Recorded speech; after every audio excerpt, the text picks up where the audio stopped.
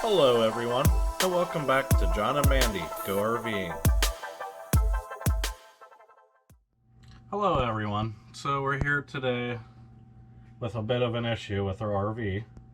We woke up this morning and we had no heat when we turned on the furnace. We could hear it not ignite at all, so that's telling me that there's a connection, a switch in there, sail switch, that's probably got some hair buildup on it or something like that.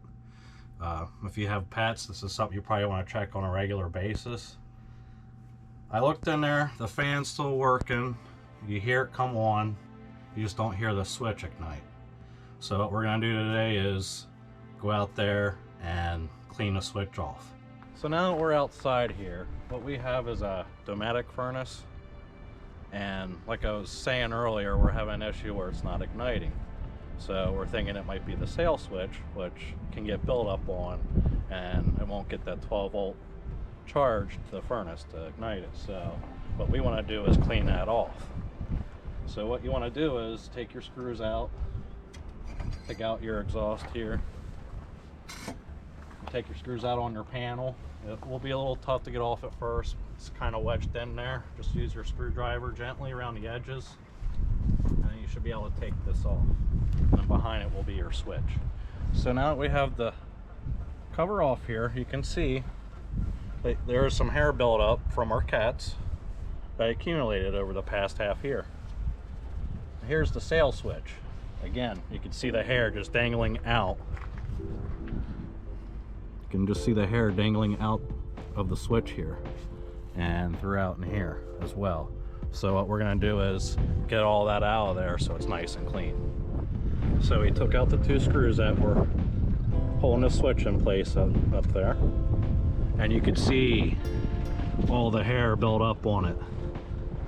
That will keep your furnace from igniting.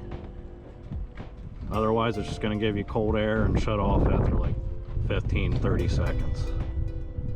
So we're definitely just going to get all that cleaned off there, put it back in, and we should be good to go.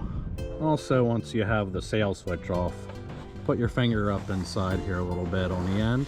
You know, just be careful, and you'll find more buildup in there. Get that out of there. Try to blow it out if you can. Get it blown out before you put the switch back in.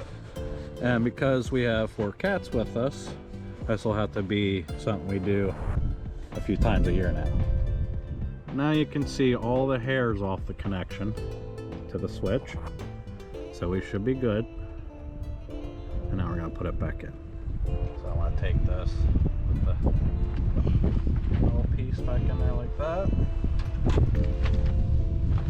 Get these 2 screws started.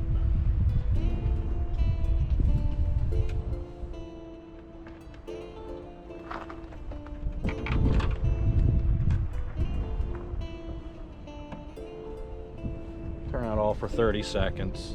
Just to be a safe, hard restart. Turn it back on. So now we're inside at the panel. Let's see if this works.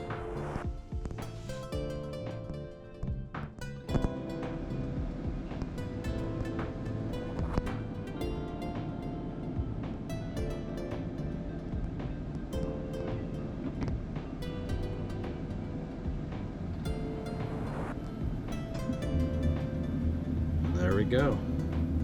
It ignited. So the furnace is now working again. So now we got a working furnace system. This doesn't always happen in the most opportune times. It's Easter Sunday. We got up this morning and we're like, ooh, we don't have any heat. And then it's supposed to be around 30 tonight, so that would have been bad. glad we were able to figure it out. The first thing, like I said, you want to do is turn the power off to whatever it is that you're having a problem with before you start operating with it. The second thing you probably want to do is get out the owner's manual to what you have that you're having a problem with. If you don't have an owner's manual, good thing for you to do is go online. You can find a lot of stuff on YouTube and some other sites, you know, that will relate to your problem, and then that way you can get it resolved, hopefully on your own, without having to call a service tech and cost you hundreds of dollars. Now, if we would have had to call a service tech, you know, we probably wouldn't have got them out here today, being Easter Sunday. And then we would have been here tonight with a space heater and trying to use our fireplace that we have in the rig to try to keep us warm, plus bundling up. Now we don't have to really have to worry about that because we took the time to do some research and go out and look at it ourselves. Now, there's other things that could be wrong with it, but that's usually the primary problem if you have pets in a rig. You got to make sure that you're getting that cleaned out probably a couple times a year. Now, you're not going to use your furnace year-round, most likely, so you're just going to have to be doing it before you start using your furnace and probably another time during the winter, I would say, to be safe. Well, thanks everyone for watching this video, and we hope this helps you out. If you don't mind, give us a like if this was helpful to you, and hit that subscribe button.